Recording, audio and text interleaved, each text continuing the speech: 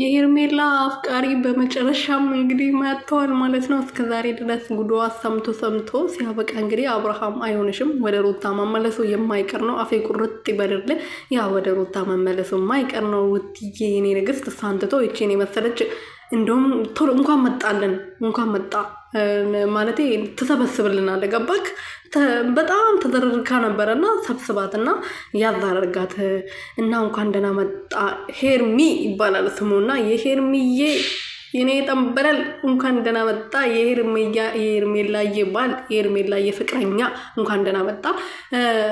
በጣም ጥሩ አቀባበል አድርጉለት፣ እባካችሁ አድርጉለት በደንብ አድርጋችሁ ማለት ነው። ሰላም ሰላም ቤተሰብ እንዴት ናችሁ? ደህና ናችሁ ወይ? እኔ ያለው ፈጣሪ የተመሰገነው። በያላችሁበት ሰላማችሁ ብዝት ተረፍረፍ ይበልልኝ። የሄርሜላ ፍቅረኛ እንግዲህ በመጨረሻም እንግዲህ ጓዙን ጠቅልሎ መጥተዋል ማለት ነው። እኔ አንቺ የሌላ ሰው ስትሆኝ ማየት አልፈልግም። አብርሃም እንደማያፈቅርሽ እርግጠኛ ነኝ። ቢያፈቅርሽ ኖሮ እስከዛሬ ነግርሽ ነበረ።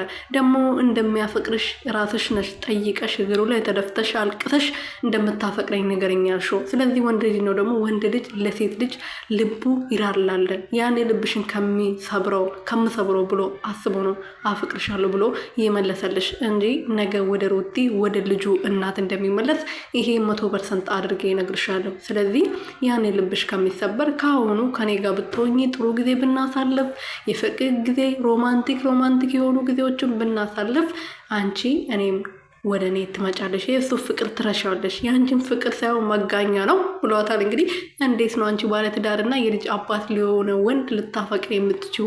ይሄ ፍቅር ሳይሆን መጋኛ ነው ብሏታል። እንግዲህ ሄርሚዬ እንወዳለን፣ ከአሁኑ ወድጃለሁ እኔ ማለት ነው። የምሬ ነው እና መችኩ እንኳን ደህና መጣክ።